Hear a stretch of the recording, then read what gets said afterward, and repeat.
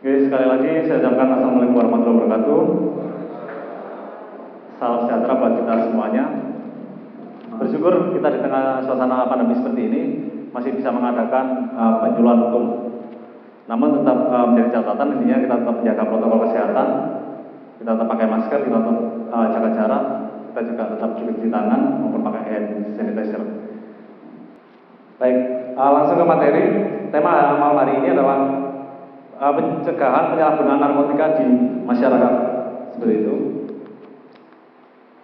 Nah, pengertiannya di pasal 1 Undang-Undang Nomor 35 Tahun 2009, narkotika adalah zat atau obat yang berasal dari tanaman maupun bukan tanaman, baik sintetis maupun semi sintetis, yang dapat menyebabkan penurunan atau perubahan kesadaran, hilangnya rasa, mengurangi sampai menghilangkan rasa nyeri, dan dapat menimbulkan ketergantungan yang dibedakan ke dalam golongan-golongan sebagaimana terlampir dalam undang-undang. Jadi itu ada beberapa poin, baik berupa tanaman maupun bukan tanaman, kemudian menyebabkan perubahan kesadaran, perubahan rasa, dan menimbulkan efek ketergantungan. Kemudian nanti juga dibedakan beberapa golongan-golongan sebagaimana dalam Undang-Undang 35 tahun 2009, seperti itu. Nah, kemudian apa sih sebenarnya yang disebut dengan penyalahguna? Penyalahguna adalah orang yang menggunakan narkotika tanpa hak atau melawan hukum. Berarti pertanyaannya, boleh dong ada yang enggak melawan hukum? Nah, sebenarnya di undang-undang juga diatur narkotika itu juga dipergunakan untuk kepentingan medis maupun untuk kepentingan penelitian ilmiah. Namun hal itu ada izin secara khusus dan itu harus pihak-pihak tertentu saja, tidak sembarang orang. Seperti itu. Nah, sedangkan penyalahguna adalah orang yang menggunakan narkotika tanpa hak atau melawan hukum. Kemudian pecandu narkotika adalah orang yang menggunakan atau menyalahgunakan narkotika dalam keadaan ketergantungan narkotika baik fisik maupun psikis. Nah, narkotika merupakan zat adiktif yang jika dikonsumsi tanpa aturan dan dosis dapat membahayakan kesehatan. Zat adiktif itu maksudnya zat yang menimbulkan ketergantungan, sulit dihentikan, dan berefek ingin menggunakan terus-menerus. Jadi efek bahasa kampanye itu kecanduan, seperti itu. Nah, kemudian ini ada beberapa contoh sekilas. Mungkin teman-teman ada bisa boleh sebutkan, rekan-rekan atau bapak ibu saudara yang pernah mengerti. Yang sering kita ketahui kan seperti ganja yang umum, sabu. Kemudian kalau di media-media ada yang heroin, ekstasi, atau mungkin amfetamin, butol, kokain, dan lain sebagainya. Ini sebagian contohnya. Kemudian di dalam Undang-Undang 35 tahun 2009 itu di lampiran diatur golongan-golongan narkotika ini. Jadi ada daftar golongan narkotika golongan 1, golongan 2, dan golongan 3. Kemudian pada malam hari ini ada beberapa contoh narkotika golongan 1. Ini saya sampaikan yang hal-hal umum karena di lampiran itu banyak sekali, puluhan. Yang golongan 1, kemudian nanti kami paparkan ada beberapa contoh yang mungkin sering kita jumpai dan kita juga harus waspada tentang hal tersebut. Nah, yang pertama ini bentuknya opium. Jadi opium ini yang diambil adalah getahnya, bahan baku narkotika yang diperoleh dari buah candu. Nah, kemudian getah itu diolah. Jika diekstrak lagi bisa menghasilkan morfin, diekstrak lagi lebih lanjut bisa menghasilkan heroin. Nah, itu makainya juga macam-macam dan kita nggak akan bahas makainya itu seperti apa. Intinya ada yang dihisap, kemudian ada yang disuntikkan atau istilahnya di freebasing. Jadi dicairkan dulu, kemudian disuntikkan ke dalam tubuh. Nah, itu juga yang akhirnya berisiko para pengguna ini juga rentan untuk terkena HIV atau AIDS, seperti itu, karena penggunaan jarum suntik yang bergantian dengan rekan-rekannya. Nah, kemudian ada lagi yang namanya kokain. Biasanya penggunanya juga kalangan-kalangan elit, dan ini biasanya juga dihirup penggunaannya. Kokain ini menjadi sebuah gaya hidup orang-orang elit. Nah, ini yang cukup mungkin sering kita temui. Itu mungkin teman-teman juga, rekan-rekan Bapak Ibu, pernah berada di lingkungan seperti itu atau pernah mengetahui, bahkan beberapa media yang sering kita jumpai juga terkait dengan ganja. Nah, bentuk pohon daunnya seperti ini. Ini daun ganja, detailnya seperti ini. Ini contoh ketika dapat di media, ketika di lokasi di Aceh. Jadi di sana lahannya juga cukup luar biasa untuk penanaman. Ketika mereka menanam di sela-sela tanaman-tanaman produktif seperti itu. Nah, ini yang patut diwaspadai. Karena kita mungkin, apalagi ya mungkin dengan pandemi ini kan ini akhir-akhir juga tren bunga seperti itu. Terus mungkin dapat tawaran, tak titipi nandur ini. Nanti berapa bulan harganya sekian. Nah, itu juga rekan-rekan semua harus waspada tanaman-tanaman seperti ini karena belinya sangat biasa. Nah, kemudian daun ganja itu diolah dikeringkan. Lintingan-lintingannya seperti ini, sama seperti rokok. Cuma kadang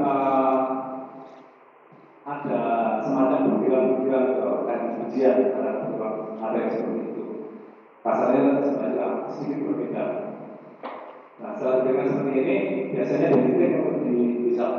Itu yang untuk ganja. Dan efeknya kalau ganja ini lebih ke euforia atau bahagia. Ketika pakai ini, pasti ketawa-ketawa bahagia. Kemudian lama-lamanya itu fresh terus kuat. Nah, sebagian dipakai doping. Terus untuk ganja ini. Ini yang ganja, kemudian sabu-sabu atau bahasa ilmiahnya gula labu yaitu metamfetamina. Seperti itu, ini yang ada golongan 1 atau juga kristal putih seperti itu. Bentuknya seperti kristal putih seperti ini. Ini lebih jelasnya jadi seperti kristal itu yang kira jadi serbuk. Nah, ini contoh barang bukti pada saat penangkapan.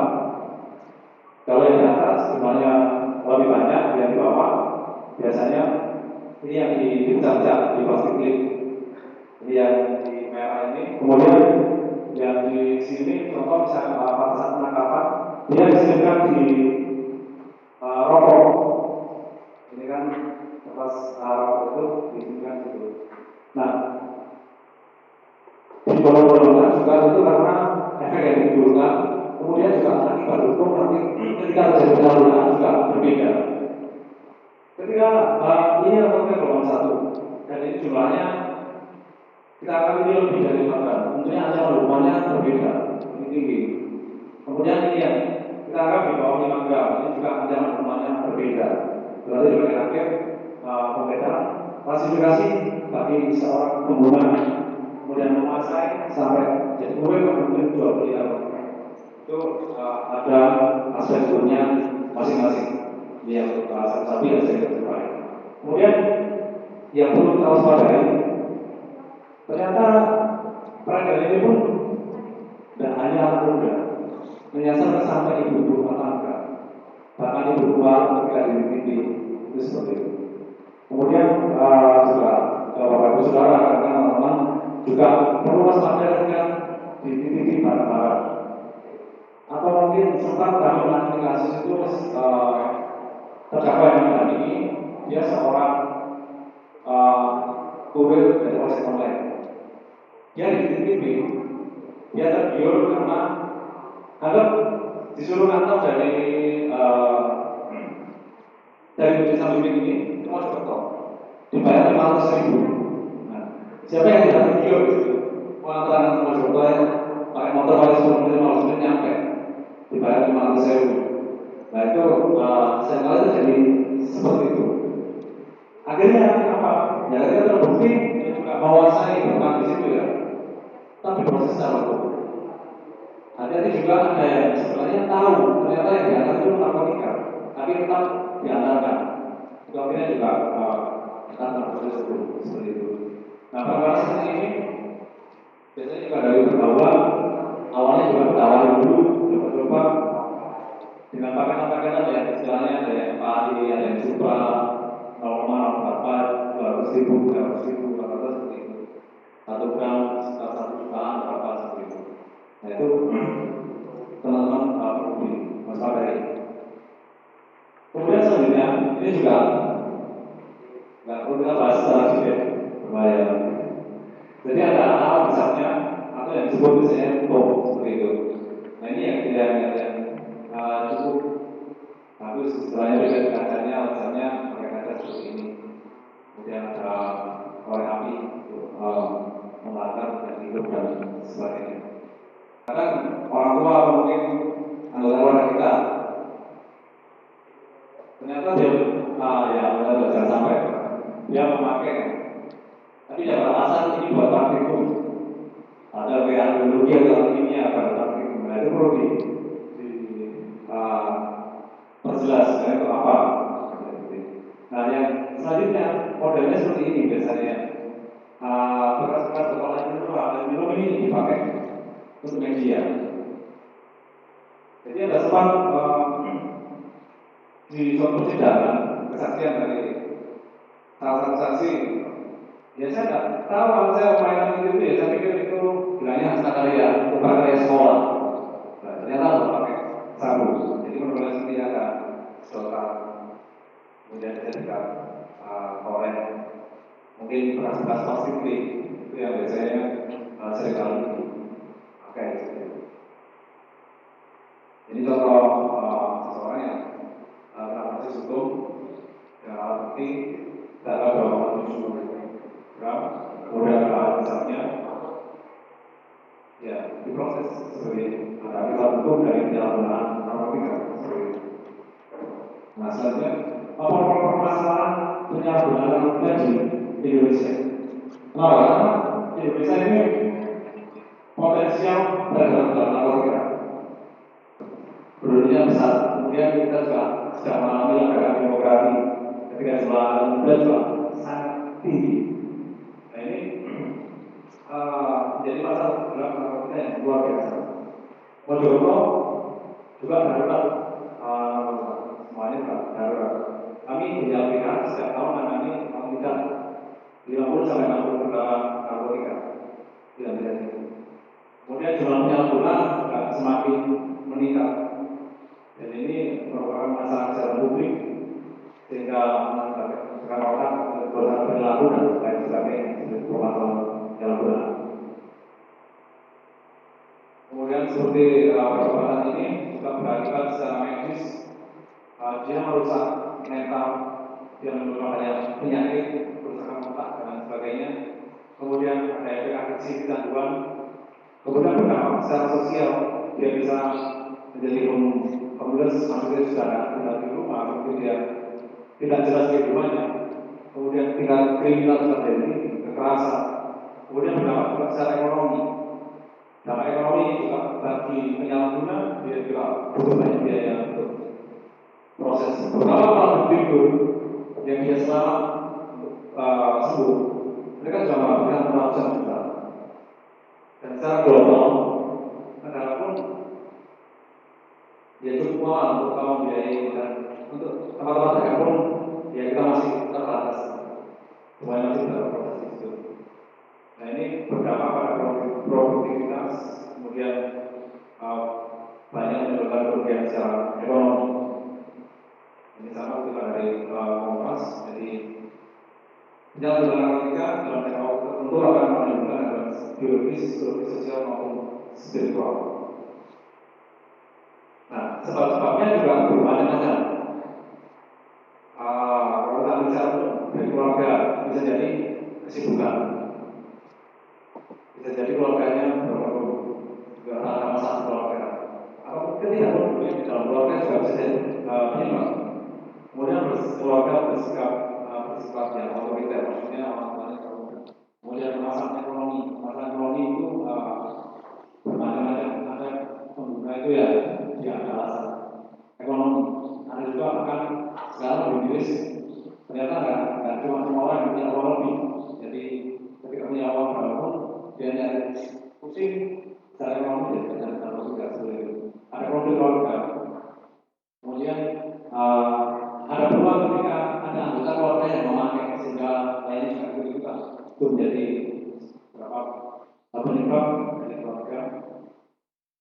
Kemudian kalau dari masyarakat atau lingkungan, jadi perubahan sosial secara hidup, kemudian informasi yang salah tentang narkotika. Jadi informasi yang salah ini karena semuanya masih sekarang semuanya terbuka, media semuanya kita bisa akses, baik media sosial, kemudian internet, semua itu semuanya bisa akses. Nah itu kita harus bijak menggunakan juga nyari informasi yang valid, misalnya dari webnya BNN atau web-webnya yang bisa dipertanggungjawabkan seperti itu untuk informasi yang benar. Kemudian tekanan teman ketika di lingkungan yang seperti itu sehingga terlibat. Kemudian mudahnya memperoleh narkotika, itu faktor-faktor lingkungan yang mempengaruhi. Kemudian faktor secara personal, bisa jadi ingin terlihat gaya, jadi ada aksi-aksi kepingin pamer atau mencari sebuah pengakuan, bisa seperti itu. Atau bisa juga solidaritas kelompok atau geng, karena berada di lingkungan seperti itu sehingga mau menunjukkan jati diri eksistensi di kelompok, dia juga ikut pakai. Kemudian menghilangkan rasa sakit, coba-coba menyelesaikan dan melupakan masalah, hal-hal yang berat. Nah itu rentan untuk menjadi penyalahguna narkotika. Kemudian ada mencari tantangan atau kegiatan yang berisiko. Hampir sama dikutip dari resmi situsnya Kementerian Pendidikan.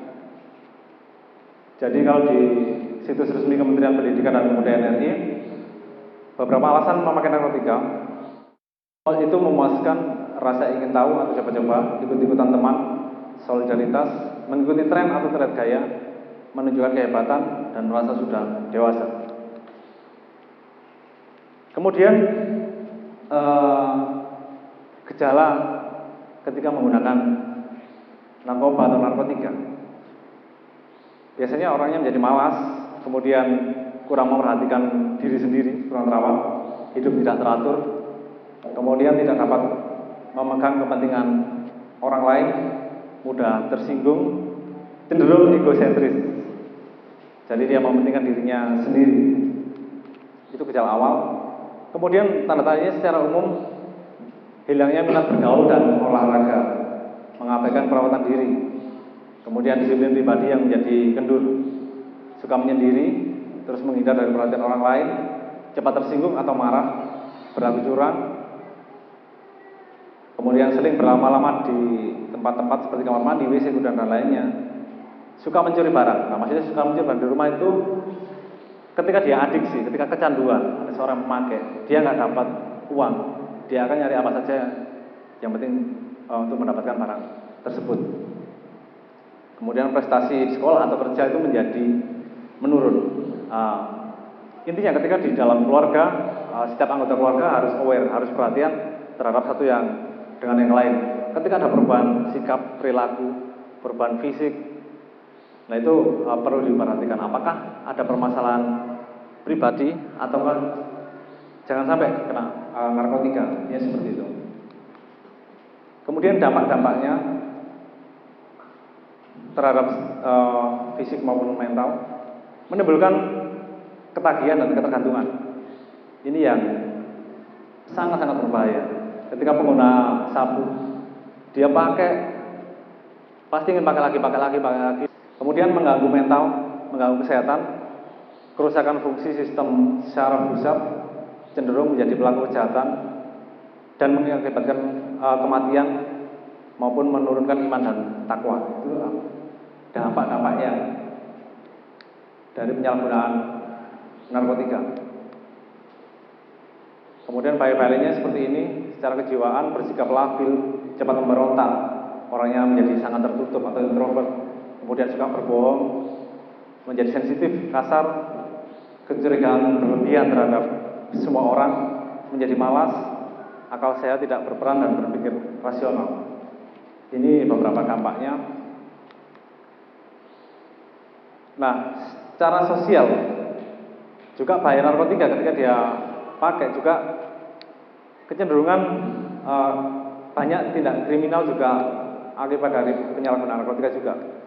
Bisa berdampak ke pembunuhan, tindak pidana kekerasan, penyerangan maupun penyerangan secara seksual, kemudian kecelakaan, gangguan tingkah laku, kemunduran dalam pekerjaan, dan penampilan sosial. Selanjutnya ketika orang ini terdampak kena narkotika, ada proses hukum yang harus dijalani. Ketika yang di sebelah sini untuk anak-anak yang di bawah umur atau mungkin pemula, dia diproses, atau kalau yang memang di bawah umur ada istilahnya diversi, jadi diproses di luar sistem peradilan, karena ada sistem peradilan pidana anak secara khusus untuk pelaku di bawah. Ya, itu dilakukan juga pembinaan di luar lembaga. Tapi kemudian untuk pengguna dewasa, baik itu pemula maupun residivis, dia akan diproses peradilan, putusan, kemudian di lembaga penegak hukum, seperti itu. Ini beberapa perkara yang kami tangani di LKPH. Dia divonis 4 tahun karena dia terbukti menguasai, melanggar 112 ayat 1. Kemudian, nah ini yang berat seperti ini yang saya sampaikan. Jadi jangan sampai teman-teman atau bapak ibu saudara terlibat. Jadi pengedar diganjar 8 tahun, kurir diganjar 5 tahun. Ini masih sudah minimal di 114-nya. Jadi ancaman hukumannya sangat tinggi. Kemudian ini ada yang dituntut sampai 7 tahun. Ini yang lebih ringan, karena kami juga memperjuangkan bagaimana seseorang ini ketika dia pengguna, ya kita perjuangkan dia pengguna. Ketika dia menguasai, ya kita perjuangkan menguasai. Ketika dia pengedar, ya tetap kita perjuangkan bagaimana hukuman yang terbaik untuk seorang terdakwa. Bisa lebih ringan karena ketika di persidangan terbukti dia lebih banyak memakai. Karena pasal itu saling berkaitan dan kadang juga menjadi dilema dalam praktek. Ketika orang menguasai, otomatis mau pakai kan menguasai dulu, beli dulu, kena pasal 114. Setelah beli pasti menguasai. Setelah menguasai, dia pakai sendiri. Nah, itu analisis tujuan itu yang selalu kita tekankan di dalam persidangan. Nah, ini yang tadi yang saya sebutkan adalah beberapa pasal yang terkait, yang biasanya umumnya. Secara lengkap, Bapak Ibu dan rekan-rekan teman-teman semuanya bisa dibaca di Undang-Undang Nomor 35 Tahun 2009. Nanti kalau kurang jelas atau butuh informasi bisa datang ke kantor kami di Jalan Irian Jaya Nomor 4 di Keranggan atau di kampus Maijen Sukono, bisa berkonsultasi terkait dengan narkotika. Nah, ini klasifikasi untuk pecandu yang tadi di depan sudah saya jelaskan, penyalahguna. Kemudian saya spesifik ke pasal-pasalnya. Nah, ini yang saya maksud tadi. Jadi narkotika hanya dapat digunakan untuk kepentingan pelayanan kesehatan dan atau pengembangan ilmu pengetahuan dan teknologi. Namun tidak berhenti di sini. Ada pasal-pasal selanjutnya yang mengatur bagaimana ini digunakan. Jadi tidak sembarangan. Jadi jangan pernah coba-coba narkotika. Ini seperti ini, pedagang farmasi dia juga harus memiliki izin. Industri farmasi juga harus memiliki izin. Kemudian pasal-pasalnya, ini yang setiap orang tanpa hak melawan hukum memelihara, memiliki, menyimpan, menguasai, menyediakan narkotika golongan 1 dalam bentuk tanaman. Jadi seperti ganja itu kenanya di pasal 111. Paling singkat 4 tahun, paling lama 12 tahun, dan denda paling sedikit 800 juta, paling banyak 8 miliar.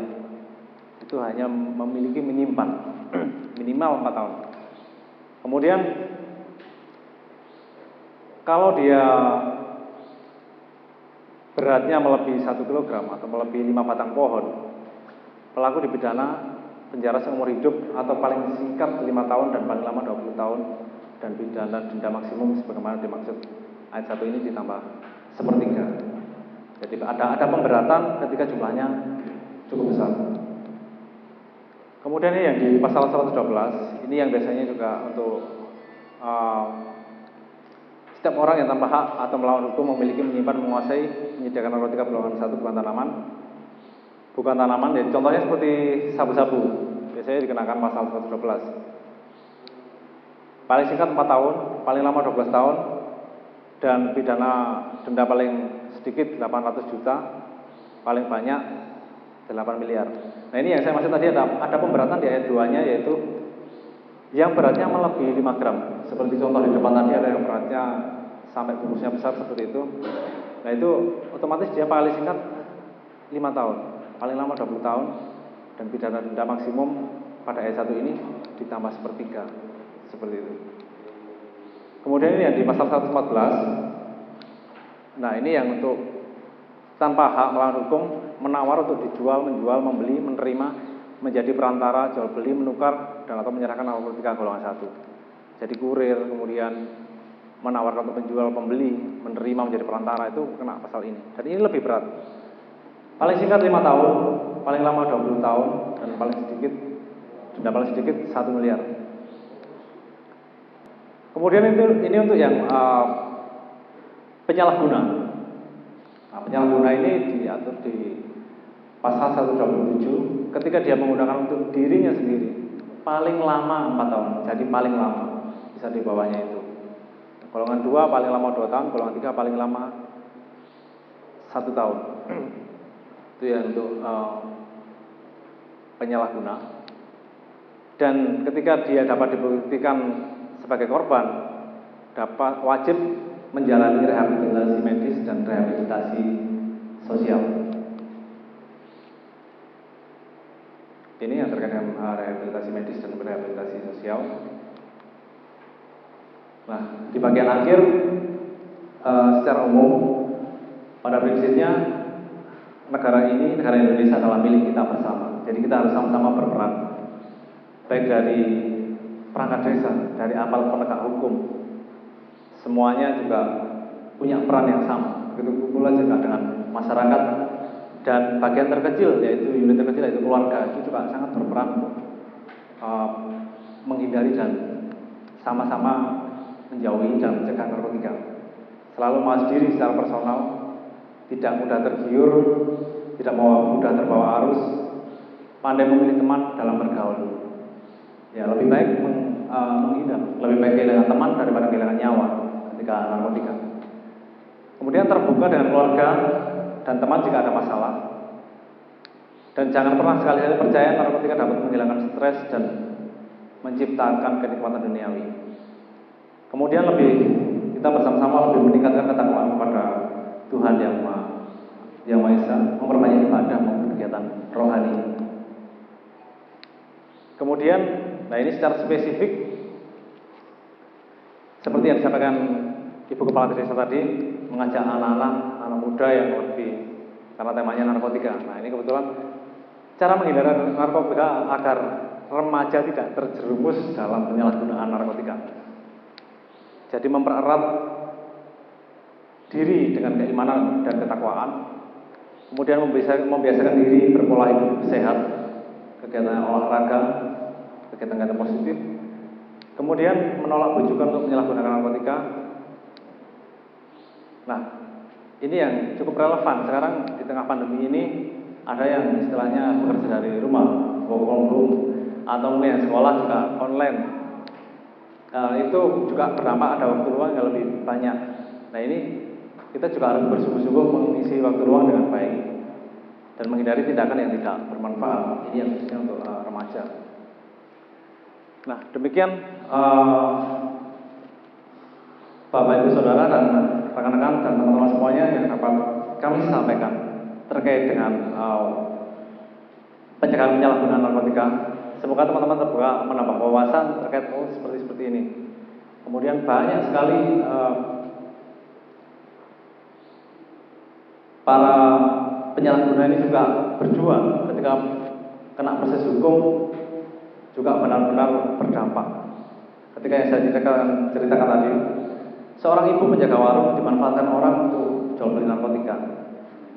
Ketika dia diproses, akhirnya divonis 7 tahun. Dan dia memiliki 3 orang anak dan seorang suami. Nah, dampaknya juga kan begitu luar biasa.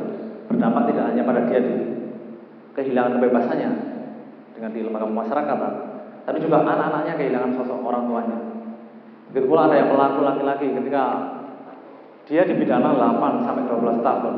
Dia harus meninggalkan istri, dia harus meninggalkan anak. Yang masih muda ketika kena proses hukum yang seperti itu juga pasti mengganggu proses masa depan. kehilangan pekerjaan, kehilangan teman, kehilangan semuanya. Itu ada akibat hukumnya seperti itu. Semoga kita semua sama-sama lebih waspada, lebih peka terhadap keluarga, lebih peka terhadap lingkungan, dan sama-sama membangun suasana yang positif, melakukan kegiatan yang positif dan membangun. Demikian yang dapat kami sampaikan. Selanjutnya nanti kami serahkan kepada moderator. Nanti sama-sama kita diskusi. Silakan ada pertanyaan sebebas mungkin untuk terkait dengan materi malam hari ini. Terima kasih. Assalamualaikum warahmatullahi wabarakatuh. Waalaikumsalam warahmatullahi wabarakatuh. Perkenalkan, nama saya Mas Nafi dari Tahun. Ya, yang saya pertanyakan itu ini Mas, saya sedikit cerita. Saya pernah datang ke suatu komunitas. Di situ itu komunitas ajaran. Nah, pada waktu saya menjelaskan tentang kita bercanda, kita ngobrol, ada salah satu anak, itu lari ke belakang. Anak masih di bawah umur. Lari ke belakang, Mas izin aku tak makan di sini. Loh lah kok, terus kamu di luar. Saya tunggu sampai 15 menit. Saya betul-betul kok kamu Tuhan saya lihat. Itu waktu di Surabaya. Ternyata dia bisa. Kamu menarik dia. Akhirnya saya berkata, aku kok mas ini penggawean kue enak ini. Gaya pikiran itu fresh, kok dari jauh ngomong aku. Kok ngomong kalau muslim mengalami ini kayak pasar. Nah, yang saya pertanyakan, jika anak tersebut itu nanti tertangkap oleh polisi, nah yang dilakukan oleh lembaga konsultasi dan bantuan hukum itu gimana? Soalnya anak itu masih di bawah umur. Apakah tetap terkena pasal atau bagaimana? Nah itu yang dilakukan lembaga konsultasi dan bantuan hukum itu seperti itu. Apa saja wallahumma fi kulli assalamualaikum warahmatullahi wabarakatuh. Untuk anak-anak di bawah umur, nah begini, ketika ini anggap prosesnya seperti ini atau bisa juga ada posisi yang lain. Ketika dikatakan anak-anak, otomatis Kalau secara hukum dia maksudnya sistem peradilan pidana anak. Yang dikatakan anak itu juga setiap undang-undang pasti punya komunitas masing-masing ya. Anak itu berada dalam setahun atau mungkin yang anak 19 dan 17 itu akan bermacam-macam. Tapi teman-teman dan bingung itu lihat konteksnya masing-masing untuk apa secara berat atau tidak. Secara spesifik pidana yang dikatakan anak dia berusia 18 tahun. Ketika di bawah 12 tahun, otomatis dia diproses sistem peradilan pidana anak. kemudian proses hukumnya juga berbeda kalau untuk anak-anak. Ketika persidangan, teman-teman Bapak Saudara, kalau lihat di media, hakimnya pakai toga, dan meja hakimnya tinggi. Ada yang tinggi, kemudian ada jaksa, ada penasihat hukum meja di bawahnya. Kemudian ada proses yang formal, tegas dan kaku. Ketika proses peradilan anak, itu semuanya dilepas. Secara ruangan harus rata, kemudian semuanya harus lepas toga, kemudian perlakuannya juga harus berbeda, dan itu juga melibatkan pekerja sosial, kemudian pegawai papas untuk melakukan penelitian awal sebab-sebab anak ini melakukan tindak pidana. Jadi ada proses penelitian awal, ada proses pendampingan yang sangat berbeda, tidak sama. Dan spiritnya, kalau ketika pelaku itu anak, atau istilahnya itu anak yang berhadapan dengan hukum, anak pelaku, itu juga spiritnya berbeda. Kami yang biasanya akan berbenturan dengan jaksa, dengan polisi, berbeda pendapat dengan majelis hakim. Tapi ketika menangani perkara anak, kita semuanya harus satu visi kepentingan yang terbaik untuk anak. Jadi karena anak sendiri pun juga ada yang berpendapat secara teori, seorang anak adalah juga bukan pelaku yang sebenarnya. Dia juga korban lingkungan, korban keluarga. Nah itu yang selalu digaungkan di sistem peradilan pidana anak. Jadi prosesnya diversi, kemudian kepentingan yang terbaik untuk anak, dan istilahnya keadilan restoratif. Maksudnya kalau orang dewasa dihukum, dia akan mendapat dalam tanda kutip pembalasan. Tapi kalau restoratif, dia pemulihan, jadi pembinaan seperti itu. Jadi prosesnya itu juga didampingi oleh bapak, oleh kemudian dari dinas sosial akan memantau mulai anak ini diproses. Bahkan kalau di Polres itu kan juga kadang-kadang ada istilah unit PPA, perlindungan perempuan dan anak. Itu didampingi, benar-benar didampingi. Kemudian dia tidak boleh ditahan sembarangan, harus di LPKA. Kemudian di penitipan yang memang khusus untuk anak, sampai ke proses di lembaga khusus anak untuk pembinaannya. Atau mungkin dia diprosesnya itu ternyata dihukumnya itu hukuman pembinaan. Loh, oh ada masalah hukuman pembinaan? Ya ada. Jadi ketika dia divonis pembinaan, dia dibina benar-benar di rumah dan diawasi oleh dari Bapas, dari dinas sosial untuk beberapa waktu, dimonitor perkembangannya sampai dia benar-benar pulih kembali, jadi memulihkan keadaan. Ya sekilas seperti itu untuk proses ketika anak berhadapan dengan hukum. Kemudian ya satu lagi saya lupa. Kalau narkotika, karena ini juga khusus, apalagi anak di masa-masa pertumbuhan, di masa-masa perkembangan, dia harusnya sudah berproses secara jati diri, secara fisik, secara emosional juga harus baik. Ketika kena narkotika, ya rehabnya juga harus dimaksimalkan secara medis. Dia harus dirawat di rumah sakit yang untuk rehabilitasi. Ada istilahnya di detox dulu, maksudnya dibersihkan dari racun-racun. Kemudian secara psikis dibentuk lagi, secara fisik dibangun lagi untuk kembali pulih. Karena di masa pertumbuhan sudah kena narkotika. Itu juga penting untuk diperhatikan ketika anak berhadapan dengan hukum.